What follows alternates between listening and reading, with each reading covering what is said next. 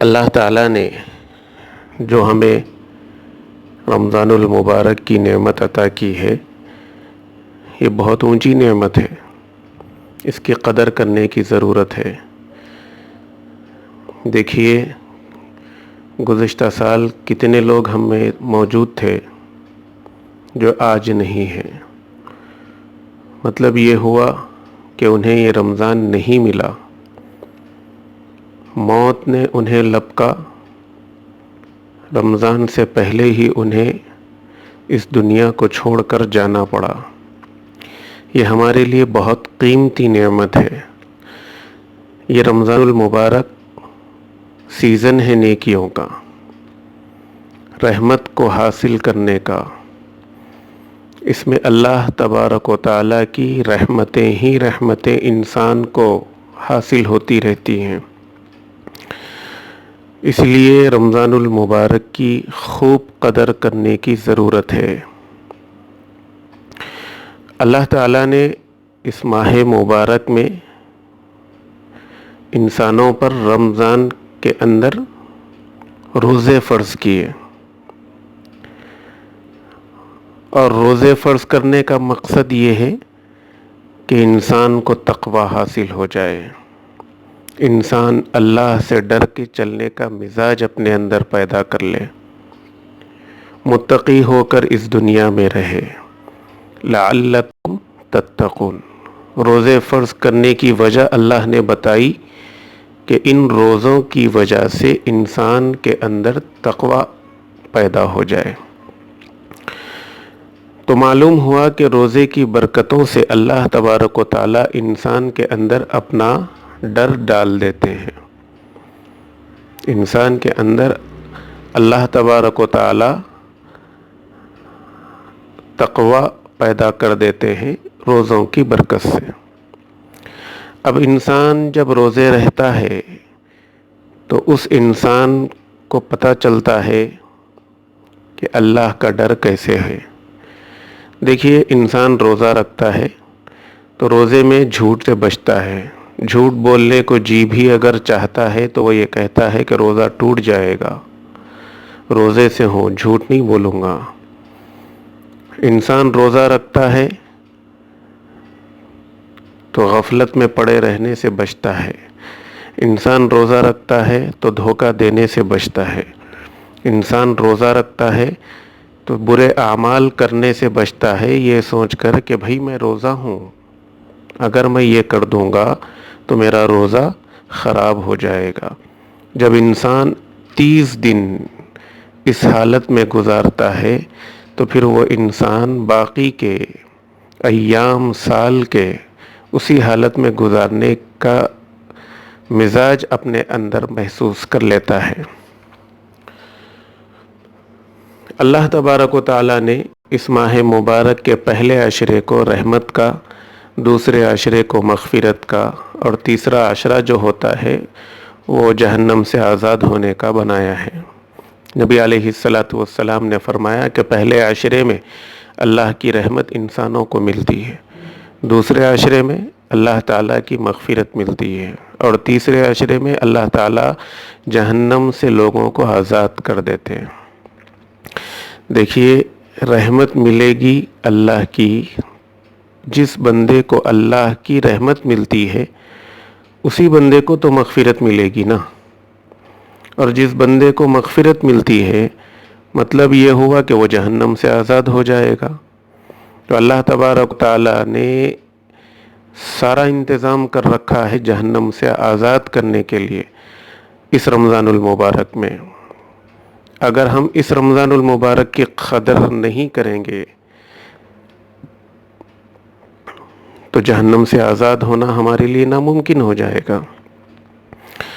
رمضان المبارک میں اللہ تبارک و تعالیٰ روزے رکھوا کر در حقیقت انسان کو مشق کرواتے ہیں، انسان کو مشق کرواتے ہیں۔ ایک مہینے کے اندر اللہ تعالیٰ مشق کرواتے ہیں کہ دنیا میں جینا کیسے ہے۔ روزے دار جب روزہ رہتا ہے تو برائیوں سے بچ کے نیکیوں کی طرف راغب ہو کے چلتا ہے۔ تو یہ ایک مہینے کی مشق سے اللہ یہ چاہتے ہیں کہ 11 مہینے باقی کے بھی ایسے ہی چلو۔ یہ سبق ہے رمضان المبارک کا جو ہماری زندگیوں میں آتا ہے۔ ایک ایک لمحے کو ہم اس کی قدر کی نگاہوں سے دیکھیں، یہ ہمارے لیے بہت ضروری ہوتا ہے۔ رمضان المبارک کا دوسرا نام شہر الصبر بھی ہے کہ صبر کا مہینہ ہے۔ ہوتا ہے روزہ رکھتے ہیں تو کبھی شدت پیاس کی لگ جاتی ہے، کبھی بھوک کی شدت ہوتی ہے، کبھی کوئی چیز ہوتی ہے، تکلیف ہوتی ہے انسان کو، لیکن انسان اس پہ صبر کرتا ہے، اور صبر کرنے والوں کو کیا اجر ملے گا یہ تو ہم جانتے ہیں کہ صبر کرنے والوں کے ساتھ اللہ ہوتا ہے۔ تو رمضان المبارک کو اللہ نے شہر الصبر بنایا ہے، صبر کا مہینہ۔ اس میں انسان روزے دار مسلمان صبر کرتا ہے تو اس کے صبر کرتے ہی اللہ کی معیت اس روزے دار کے ساتھ شامل ہو جاتی ہے جو مشکلوں میں صبر کرتا ہے۔ اسی رمضان میں اللہ نے قرآن کو اتارا ہے۔ قرآن کو اللہ رب العزت نے اسی رمضان میں اتارا ہے۔ فرمایا شہر رمضان الذی انزل فیہ القرآن، کہ رمضان وہ ایسا مہینہ ہے جس میں قرآن اتارا گیا ہے۔ تو اب جس مہینے میں قرآن اتارا گیا ہے اس مہینے میں قرآن کی کثرت زیادہ ہونی چاہیے، تلاوت زیادہ ہونی چاہیے، قرآن کو کثرت سے پڑھنا چاہیے، جتنا ممکن ہو سکتا ہے، جتنا زیادہ ہو سکتا ہے ہم قرآن پاک کی تلاوت کرتے رہنے کی فکر کریں، کیونکہ اسی رمضان میں اللہ تبارک و تعالیٰ نے قرآن کو اتارا ہے، اور یہی رمضان ہے جو انسان کو اللہ رب العزت کی رحمتیں عطا کرنے کا سبب بن جاتا ہے۔ اب قرآن اترنے کی وجہ سے اللہ نے رمضان کو بابرکت بنایا، اور اسی رمضان میں رحمتوں کا، مغفرت کا، جہنم سے آزاد ہونے کا مشتہ نبی علیہ السلام نے سنایا ہم سب کو۔ تو اس کے لیے اس رمضان المبارک میں سب سے پہلے ہمیں توبہ اور استغفار کی کثرت کرنی چاہیے، دعا کرتے رہنا چاہیے اللہ پاک سے، دل سے دعا مانگتے رہیں، روتے ہوئے اللہ سے دعا مانگیں، رونا نہ آتا ہو تو رونے کی شکل بنا لیں، اور اللہ سے اپنی مغفرت مانگیں، رشتہ داروں کی مغفرت مانگیں، والدین کی مغفرت مانگیں، اولادوں کے حق میں بہترین فیصلے اللہ سے مانگیں، کیونکہ رحمت کھلی ہے، اور رحمت جب کھل جاتی ہے، رحمت کے دروازے جب کھل جاتے ہیں تو جو مانگو وہ نصیب ہو جاتا ہے انسان کو۔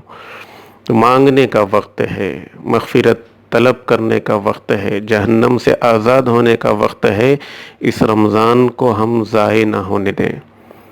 دیکھیے پہلے ہمیں شکایت ہوا کرتی تھی کہ رمضان المبارک میں ہم پوری تراویح نہیں پڑھ سکتے، روزے نہیں رکھ سکتے، کیونکہ ہمیں کمانا ہوتا ہے، ہم گھر کے ایسے ذمہ دار ہیں کہ میں ہی کماؤں تو گھر چلے گا، ورنہ گھر نہیں چلے گا، بچے بھوکے رہیں گے۔ اس رمضان المبارک میں اللہ نے وہ ذمہ داری بھی ہم سے ہٹا دی، بولے کہ دیکھو کمانے کی ذمہ داری بھی میں تم سے ہٹا دیتا ہوں، بس اس رمضان المبارک میں اپنے گھروں میں بیٹھے رہو اور خوب مجھ سے مانگتے رہو، مغفرت طلب کرو، میں جیسا چاہتا ہوں ویسا رمضان گزار لو، پھر آپ کے لیے رحمتوں کے دروازے کھولنا میرا کام ہوتا ہے۔ اللہ نے راستے ایسے بنا دیے کہ ہم گھروں میں ہیں، وقت ہمارے پاس بہت ہے، فارغ وقت ہے۔ جو شکوہ پہلے ہم کیا کرتے تھے کہ وقت نہیں ملتا رمضان میں، آج وہ شکایت کا موقع ہی نہیں دیا اللہ پاک نے، گھروں میں بٹھا کر اللہ رب العزت نے ہم سب کو رمضان دیا، تو ہم اس رمضان کی قدر کریں، اس رمضان المبارک کو اہمیت دیں ہم اپنی زندگی میں، کہ ہمارا رمضان ہمارا آخری رمضان ہو، اس کے بعد پھر کوئی رمضان ہمیں میسر نہ ہو۔ اسی لیے اس رمضان کو آخری سمجھ کر اس میں اہمیت کے ساتھ اللہ رب العزت کی طرف جڑ جائیں، دعائیں مانگیں اللہ پاک سے، استغفار طلب کریں، اور جتنا ہو سکتا ہے توبہ استغفار اور دعاؤں کا اہتمام کریں۔ جتنا دعائیں ہوں گی رحمت کے دروازے اتنا ہی ہم پر کھلیں گے۔ مشکل حالات میں ہم کھڑے ہیں، ان مشکل حالات سے نکلنے کا آسان طریقہ رب کی طرف جڑ جانا ہے۔ جب انسان رب کی طرف جڑ جاتا ہے، رب سے جڑ جاتا ہے، تو مشکلات بھی اس کا کچھ نقصان نہیں پہنچا سکتی۔ اسی لیے اس رمضان المبارک کی قدر کریں، قرآن پاک کی تلاوت کثرت سے کرتے رہیں، روزے پابندی سے رہیں، کوئی روزہ چھوٹنے نہ پائے، اس کا اہتمام کریں۔ تراویح اپنے اپنے گھروں میں علم ترا سے 20 رکعت مکمل کر لیں، نمازوں کی پابندی کریں، وسعت ظرفی کو اپنے اندر پیدا کریں، جتنا ہم سے ہو سکتا ہے دوسروں کی مدد کرنے کی کوشش کریں۔ اللہ رب العزت ہم سب کا امتحان لے رہے ہیں کہ مشکل وقت میں کون دوسروں کی مدد کرتا ہے، مشکل وقت میں کون اللہ کی طرف چلتا ہے، مشکل وقت میں کون اللہ کا ہوتا ہے اور کون بیجا شکایتوں میں پڑ جاتا ہے۔ اسی لیے اس وقت کو یہ نہ سمجھو کہ یہ وبا میں پھنسا ہوا ہے، بلکہ یہ سمجھو کہ اس وبا کے ذریعے سے اللہ تبارک و تعالی ہم سب کا امتحان لے رہے ہیں۔ اس میں امتحان ہر شخص کا امتحان ہے، عالم کا امتحان ہے، مبلغ کا امتحان ہے، ہر شخص کا اس میں امتحان اللہ رب العزت لے رہے ہیں۔ بس کسی طریقے سے کوشش کرو کہ اللہ رب العزت کے اس امتحان میں کامیاب ہم ہو جائیں، اللہ رب العزت کے امتحان میں ہم کامیاب ہو جائیں، اور کامیابی ہمیں نصیب ہوتی ہے دعاؤں سے، استغفار سے، اور اللہ رب العزت کی یاد میں لگے رہنے سے۔ اور اللہ کی یاد میں لگے رہنے کا بہترین نسخہ اس ماہ مبارک میں قرآن پاک کی کثرت کے ساتھ تلاوت کی جائے۔